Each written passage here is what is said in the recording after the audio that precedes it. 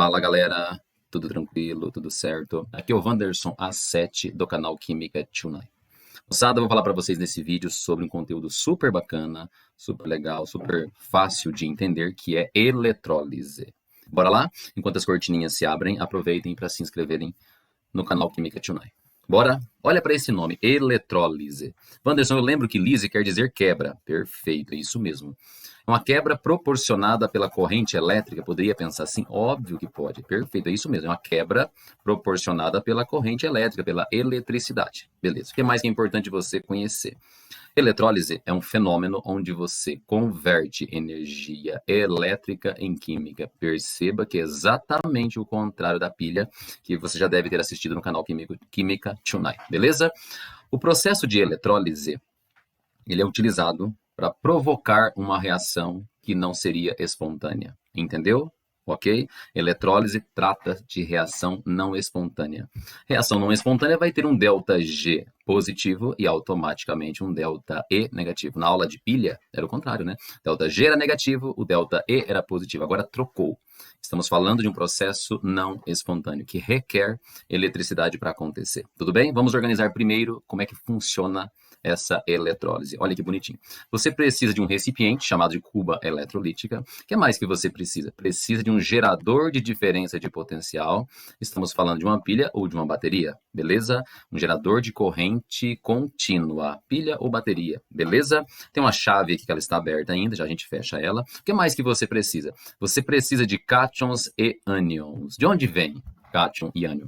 Pode ser de um sal dissolvido em água, um sal derretido, uma base dissolvida em água, uma base também fundida ou derretida, ou mesmo um ácido em solução aquosa. Então tem que ter íons, tem que ter um gerador de diferença de potencial, tem que ter uma cuba eletrolítica, tem que ter íons e precisa também de dois eletrodos que normalmente são eletrodos inertes, que são mergulhados nessa solução, por exemplo, que contém os íons. Entendeu o que eu falei? Tranquilo? Mas por enquanto você não está observando nada. Nada acontecendo. Por quê? Porque a chave que está aqui do ladinho, ela está aberta. Pronto. Agora, o que eu vou fazer? Vou fechar essa chave. Assim que eu fecho essa chave, eu estou conectando esses dois eletrodozinhos inertes, a princípio, nessa pilha. Beleza? Você sabe que essa barrinha maior representa um polo positivo. Então, o eletrodo que eu conectei nessa barrinha maior, eu vou chamá-lo também de eletrodo positivo. Do outro lado, esse outro eletrodo está conectado na barrinha menor, que eu vou chamar de eletrodo negativo. Ok? Lembra que tem que ter íons em solução, ou mesmo que sejam derretidos, né? Tanto faz. Mas tem que ter íons. Tem que ter cátions e tem que ter ânions. Esse polo positivo, ele vai atrair quem? Bom, pela lógica, Wanderson, polo positivo atrai ânions. É isso? Perfeito. Então, esse polo positivo, a partir de agora, ele vai ser chamado de ânodo. Por que ele é ânodo? Porque ele atrai ânions. Ah, mas está invertida em relação à pilha. A polaridade é invertida mesmo, perfeito. O polo positivo atrai ânions, é óbvio. E quem atrai ânions você vai chamar de ânodo. Do outro lado tem um polo negativo. Esse polo negativo vai atrair quem para perto dele? Os cátions. E quem atrai cátions você vai chamar de quê? De cátodo. A única diferença gritante, a princípio, é essa. Lá na pilha, o ânodo era negativo, certo? E o cátodo era positivo. Na aula de eletrólise, a gente inverte essas polaridades. Até porque o processo é forçado também. Beleza. Wanderson, o que vai acontecer com esse ânion? Bom, o ânion vai para o ânodo. E quem vai para o ânodo sofre oxidação. O cátion vai para o cátodo, quem vai para o cátodo sofre redução. Ah, eu me esqueci disso. Então eu vou dar um jeito de você lembrar. A regrinha que eu falei na aula de pilha continua valendo para a aula de eletrólise. Eu falei para vocês sobre CRAL. O que é? O crão não? CRAL, peraí, não tem tio não, né? Pronto. O que é CRAL? No cátodo acontece redução, no ânodo acontece oxidação. Continua valendo as mesmas regrinhas, tudo bem? Então eu quero que você entenda o seguinte. Opa, deixa eu trocar de cor aqui, fica mais bonito. Esse ânion vai migrar para o ânodo, sofrer oxidação. Esse cátion vai migrar para o cátodo, sofrer redução. Lembra que oxidar é perder elétrons e redução é receber elétrons. Tá claro? O que mais que eu quero que você perceba? Conforme o tempo vai passando, esse cátion vai para o cátodo, se reduz e acaba se depositando. Percebeu que está formando uma camada de alguma coisa aqui, que pode ser um metal, por exemplo, né? O eletrodo em si, ele é inerte, feito de grafite, por exemplo. Mas o cátion que estava em solução pode virar um metal, entendeu? NOx zero e grudar nesse eletrodo de grafite. Do outro lado, do ânodo, normalmente é alguém gasoso que se forma lá, mas pode ser alguém sólido também. Mas eu quero que você entenda que o cátion vai para o cátodo sofrer redução e o ânion vai para o ânodo sofrer oxidação. Esse processo aconteceria sem a pilha? De jeito nenhum. Precisa de uma pilha ou de uma bateria para forçar esse fluxo de elétrons, entendeu? Que sai do ânodo e vai para o cátodo. É um processo forçado. Tá claro isso? Entendeu o que eu disse até agora? Então, para ter eletrólise, precisa de uma cuba eletrolítica, de 2 eletrodos normalmente inertes, precisa de íons e precisa de um gerador de DDP. Pronto. Por falar em gerador de DDP, tem uma musiquinha no meu canal, procura lá, uma musiquinha que chama Música da Eletrólise, alguma coisa assim. Tem uma musiquinha que eu fiz com muito carinho para você memorizar os principais termos desse assunto eletrólise. Bora para frente? Vamos lá. Existem 2 tipos de eletrólises. Existe uma que você chama de ígnea, quando não tem água, quando você apenas derrete uma substância iônica. Dá uma olhadinha aqui, ó, composto iônico fundido. Normalmente um sal ou uma base que foram derretidos. Mas requer altas temperaturas, né? Tem que derreter, fundir um composto iônico. Mas o resto é muito parecido com o que você viu naquele exemplo genérico. Quando você conecta um gerador de diferença de potencial, você passa a ter um ânodo, beleza? Que atrai ânion, portanto ele é o polo positivo, e você passa a ter um cátodo. Cátodo atrai cátions. Para atrair cátions só pode ser polo negativo. Tranquilo? Na eletrólise ígnea tem apenas o composto iônico derretido. O cátion vai para o cátodo, o ânion vai para o ânodo e acabou. Beleza? Um exemplo agora real. Olha que bonitinho. Eletrólise ígnea do cloreto de sódio. Então, dentro dessa cuba, você coloca sal de cozinha, ou melhor, cloreto de sódio, mais correto, né? Cloreto de sódio derretido. Entendeu? Coloca o gerador de diferença de potencial, coloca os 2 eletrodos bonitinho. O que vai começar a acontecer? Bom, primeira coisa, quando você esquenta, é que esse composto iônico vai ficar dissociado. Na+, Cl-. Essa reaçãozinha é chamada de dissociação do sal. Beleza. Você está vendo que isso aqui é um cátion. Ah, é verdade. Então ele vai para onde? Vai para o cátodo. Sofreu o quê? Redução. Vamos escrever isso? Olha que bonitinho. Na vai ganhar elétrons, porque ele está reduzindo, e vai virar Na. Mas que Na que ele vai virar? Na com carga zero. O objetivo principal da eletrólise é você produzir substâncias simples, com alto teor de pureza. Entendeu? Portanto, o NOx é zero, tanto no cátodo quanto no ânodo. Beleza? Vamos trocar de cor aqui, ficar bonitinho. Quem vai pro ânodo? O ânion. Quem é o ânion? Cl-. Cl- vai virar Cl0, Wanderson? Quase isso. Não existe o Cl0 sozinho. A gente escreve assim, Cl- vai perder elétrons e vai virar Cl0? Não, meio mol de Cl2, que acaba dando na mesma, né? O NOx do cloro aqui é zero, ok? O hidrogênio e os halogênios, por exemplo, eles nunca ficam sozinhos, é sempre na forma biatômica. Por isso eu coloquei um 2 do ladinho, mas coloquei meio na frente para não ficar sem o balanceamento, tudo bem? Beleza? O que você vai fazer agora? Você vai somar essas 3 equações para obter a reação global. Deixa eu só falar o nome de cada equaçãozinha dessa. A primeira representa a dissociação. A segunda, semi-reação catódica. Por quê? Porque ela acontece no cátodo, porque ela é de redução. A terceira é a semi-reação anódica, porque ela acontece no ânodo e ela é de oxidação. Dá para somar as 3? Dá, na boa. E quando você vai somar as 3, você vai acabar cortando um punhado de gente. Você vai cortar obrigatoriamente os seus elétrons, vai cortar obrigatoriamente a espécie que foi para o cátodo e também a espécie que foi para o ânodo. O que vai sobrar para você é a reação global da sua eletrólise ígnea. Então, na eletrólise ígnea, a gente sempre soma 3 equaçõezinhas. Está pronto. Acabou.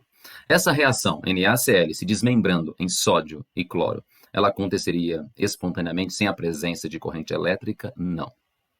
Beleza? Só acontece mediante a aplicação de uma corrente elétrica contínua. Fechou? Vamos para frente. Existe uma outra eletrólise, agora que ela é uma eletrólise em solução aquosa. O que muda? Muda que você vai ter uma competição entre íons. Mas por quê? Porque você vai ter uma substância iônica ou covalente em água, e você vai ter também os íons provenientes da água. Então tem uma competição de cátions e ânions agora. Mas a ideia é a mesma, vai ter bateria ou pilha, vai ter ânodo, vai ter cátodo, vai ter uma solução eletrolítica, mudou nada praticamente. Esse é um detalhezinho para te falar.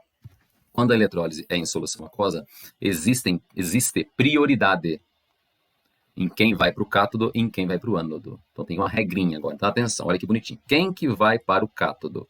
Wanderson, os cátions. Mas quem são os cátions? Em primeiro lugar, quem tem a prioridade são os metais comuns. Depois, o H+. E por último, os alcalinos terrosos e o alumínio. Então, quem tem a preferência de ir para o cátodo? Os metais, como regra geral. Menos os alcalinos e o alumínio. Quem que vai em segundo lugar? H+. Quem que menos tem tendência de ir para o cátodo sofrer redução? Até porque eles gostam mais de se oxidar. Quem? 1A, 2A e alumínio. Pronto. Fechou? Quando o H+ vai para o cátodo, tem uma reaçãozinha bonitinha que acontece com ele. Que é isso aqui. A equação que representa a redução do íon H+, quando é ele que vai para o cátodo, é essa aqui. Mas é uma equação que aparece normalmente nas provas já como um dado do exercício. Ela vem do ladinho lá, né? Ou embaixo, sei lá onde ela aparece. Mas aparece essa dica. Mas enfim, você está sabendo que quando o H+ vai para o cátodo, a equação que representa a sua redução é essa aí. Beleza. Tá, mas quem que vai para o ânodo? Algum ânion. E qual que é a prioridade, Wanderson? Bom, quem tem a prioridade de ir para o ânodo são ânions sem oxigênio, depois a hidroxila e, por último, os ânions oxigenados e também o fluoreto. Então, qual que é a ordem? Primeiro, os que não têm oxigênio, sem oxigênio, depois a hidroxila e, por último, os ânions que têm oxigênio. Essa é a ordem. Beleza? Onde que eu tenho que usar essa ordem mesmo, Wanderson? Na hora de escolher o ânion. Ânion sem oxigênio, depois hidroxila e depois os ânions com oxigênios e também o fluoreto. Só um aviso, quando a hidroxila for a escolhida para ir para o ânodo, a equação que representa a oxidação é essa que eu acabei de colocar para você aí, tudo bem? Duas hidroxilas perdem 2 elétrons, produz água e produz também meio mol de O2. Percebe que o H+, quando vai para o cátodo, produz H2. A hidroxila, quando vai para o ânodo, produz oxigênio. E percebe que a proporção é 1 mol de hidrogênio para meio de oxigênio. Ok? Tranquilo? Se você fizer eletrólise da água, por exemplo, quem vai para o cátodo é o H+. Quem vai para o ânodo é o OH-. E você produz 1 mol de H2 e meio de O2. Ou 100 litros de H2, 50 de O2. Ou 1000 litros de H2, 500 de O2. É legal pensar nessa proporção. Bora para frente? Vamos lá. Agora sim, um exemplo prático. Eletrólise em solução aquosa do cloreto de sódio, NaCl, presente no sal de cozinha. O que vai mudar? Agora, além do sal, você tem água também. Então, o esqueminha está ali, é bem parecido com aquele lá do comecinho desse vídeo, né, que era mais genérico. Bom, você tem quantos cátions nessa coisa aí? Você tem o cátion proveniente do sal e o cátion proveniente da água. Quantos ânions você tem? 2 também, o ânion proveniente do sal e o ânion proveniente da água. E as equações, como é que fica? Vamos lá, primeira, olha isso. Dissociação do sal, essa é muito fácil. Dissolveu esse sal na água, cloreto de sódio, ele vai se dissociar de acordo com essa equação. Só que tem água também junto, e a água também se ioniza. É pouco, mas ioniza. H+, mais OH-. Agora tem um probleminha. Quantos cátions você tem? Eu tenho 2, Wanderson. E aí, qual que eu escolho? Será que é o Na+ ou é o H+? De acordo com aquela regrinha de prioridade, quem tem a preferência é o H+. É o H+, que vai ser direcionado para o cátodo para sofrer um processo de redução. Agora olha para o ânodo. Quem que vai para o ânodo? Algum ânion. Quem que tem a preferência? Quem tem a preferência é o ânion sem oxigênio. É ele quem vai para o ânodo. E quem vai para o ânodo vai sofrer o que lá? Oxidação. Olha o CRAL de novo te perseguindo aí. Percebeu isso? Ok? Bom, depois que você escolheu quem vai para o cátodo e quem vai para o ânodo, fica muito fácil. Olha que bonitinho. O H+ vai para o cátodo, vai ganhar elétron, então. A equação dele vai ser essa. H+ ganha um elétron, vira meio mol de H2. Já que eu não posso escrever H0. Ok? É meio mol de H2. Quem vai para o ânodo? O cloreto, melhor dizendo. O cloreto vai perder elétron e vai virar meio mol de Cl2. Ok? Perceba que o número de elétrons dos dois lados é o mesmo. Isso é ótimo. Aí se não fosse igual, se uma equação tivesse 2 elétrons, a outra tivesse 1, você tem que balancear. Multiplica aquela equação que está faltando até que os dois números fiquem iguais. Tem que cortar os elétrons sempre. Beleza? É só cortar os elétrons e acabou? Não. Tem que cortar os elétrons. Tem que eliminar também aquela espécie que foi para o cátodo e a que foi para o ânodo, sempre. Então vamos lá. Os elétrons, cortei. O H+, cortei. O Cl- também eu cortei. Pronto, cortei todo mundo que era possível. O que sobrou? A reação global da sua eletrólise. Seria isso aqui. Confere. NaCl, que é um dos ingredientes, reage com H2O. O que vai ter do lado direito? Íons sódio, íons hidroxila. Peraí, isso aqui nada mais é do que uma solução aquosa de soda cáustica. O resíduo da produção de hidrogênio e cloro é uma solução de soda cáustica. Pensa numa indústria que nunca vai falir, então. Entendeu a ideia? Não é tão simples assim, tem um custo de eletricidade que é muito alto, né? É só para ilustrar. Então você produz NaOH, solução aquosa de soda cáustica. Qual que é o produto catódico? hidrogênio. Qual que é o produto anódico? Gás cloro. Entendeu? A primeira equaçãozinha, dissociação do sal. A segunda, ionização da água, ou autoprotólise da água. A terceira, semi-reação catódica. A quarta, semi-reação anódica. E aqui embaixo eu coloquei para vocês a reação global. Beleza? Daria para prever o que ia acontecer aqui de maneira muito mais rápida. Quer ver? Olha que bonito. Quem que está dissolvido em água? Cloreto de sódio, Na+, Cl-. Quais outros íons existem? H+ e OH- provenientes da água. Olha um jeito rápido de responder. Entre o H+ e o Na+, quem vai para o cátodo é o H+, vira hidrogênio, H2. Quem vai para o ânodo é o Cl-, vai virar Cl2. O que sobrou? É só você olhar nesse xizinho aqui, ó. Sobrou o Na e sobrou o OH. Pronto. Eu já sei que vai virar hidrogênio, vai virar cloro, e o resíduo desse processo vai ser uma solução aquosa de NaOH. Ok? Bora para frente. Olha isso agora. Eu falei em todo o vídeo, até agora pelo menos, que o eletrodo era inerte. É um eletrodo que não corroía e que não sofria aumento de massa, certo? Mas você pode, às vezes, usar um eletrodo que participa da reação. Quando que é legal usar isso? Quando você quer fazer uma eletrodeposição, depositar uma camada metálica sobre algum objeto. Um exemplo bem fácil aí. Tem uma chave e você quer niquelar essa chave, né? Recobrir ela com níquel. Igual você reveste um instrumento musical feito de latão, com prata, com cromo, com ouro, né? Mesmo esquema, entendeu? Então eu quero fazer aquela quero fazer aquela chave da sua figura aí ser recoberta com níquel. O que eu posso fazer? Posso usar um eletrodo de níquel, uma solução de sulfato de níquel, nitrato de níquel, qualquer coisa assim. O segredinho, perceba que o objeto que eu quero encapar ele com a superfície metálica, que é a chave, ele está ligado ao polo negativo, que é o cátodo da minha eletrólise. Então, toda vez que você quiser fazer tal da galvanização, galvanoplastia, eletrodeposição, né, fazer um metal nobre ser depositado sobre uma outra superfície, você gruda, você conecta esse objeto, vamos dizer assim, como a chave, né, no cátodo da eletrólise. O que vai acontecer? Esse níquel vai participar da equação, da reação. Ele vai se oxidar, vai virar o quê? Níquel mais 2. Só que o níquel mais 2 ele vai se reduzir ao redor da chave ou de outro objeto que tenha colocado, vai formar o quê? Níquel metálico grudadinho nesse objeto.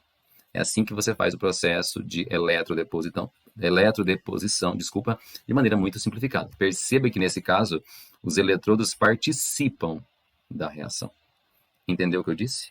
Show de bola. Onde que a gente gruda o objeto que a gente quer recobrir com algum metal? Gruda sempre no cátodo. Tudo bem? Beleza? E para fechar esse vídeo, para fechar essa eletrólise qualitativa, eu falo de eletrólise em série. É possível você fazer várias eletrólises ao mesmo tempo. Vou até inventar alguns exemplos aqui. Imagine que nessa primeira cuba, você colocou uma solução de nitrato de prata, por exemplo. Tem prata mais aqui e tem nitrato. Pronto. Solução aquosa, então tem H+ e OH- também, né? Na outra, vamos dizer que você colocou sulfato de cobre, além de água. Pronto. E vamos dizer que na última você colocou uma solução de iodeto de potássio. Eu vou ter o K+, e vou ter I-. É possível isso acontecer? Com a mesma bateria, é possível. A carga que passa por uma cuba é a mesma que passa pelas outras. Mas isso você vai ver mais a fundo num próximo vídeo no canal Química Tunai, que vai falar da eletrólise quantitativa. Nesse vídeo eu não vou falar de quantitativa ainda. Então vamos lá. Bom, você percebe que você tem ânodo, cátodo, ânodo, cátodo, ânodo, cátodo, todos eles interconectados. Percebeu? Na primeira cuba, a da esquerda do seu vídeo aí, percebe que tem cátion e ânion. Além dessa prata e desse nitrato, tem H+ e OH-. Quem tem a preferência? A prata mais, ela vai para o cátodo, vai começar a grudar prata metálica aqui. Daí o nitrato, ele vai para o ânodo? Não, ele perde para a hidroxila d'água. Então, o que vai grudar aqui no ânodo é gás oxigênio proveniente dos íons hidroxila. E na da direita, aliás, na do meio, na cuba do meio, o que acontece? Eu tenho cobre e tem H+ da água. Quem tem a preferência? O cobre vai começar a se depositar cobre metálico aqui. E do outro lado, quem que vai para o ânodo? Vai o sulfato ou vai a hidroxila da água? A hidroxila tem a preferência, é ela que vai se aproximar do ânodo aqui. E na última, como é que fica? Bom, potássio é um metal alcalino. Ele tem menor tendência do que o próprio H+. Então, o que vai grudar no cátodo? Gás hidrogênio, que é proveniente de quem? do H+ da água, entendeu? E o iodeto menos, como é que fica? Entre o iodeto menos, que é um ânion sem oxigênio, e a hidroxila, o iodeto tem a preferência. Ele vai começar a grudar onde? No ânodo. É um dos poucos exemplos onde gruda alguma coisa sólida no ânodo. Normalmente é um gás.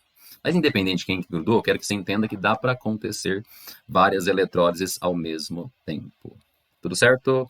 Galera, espero muito que vocês tenham entendido a noção qualitativa da eletrólise. Se você gostou desse vídeo, dê um molde like para que o Wanderson fique #feliz. Um abraço e até o próximo vídeo. Fui!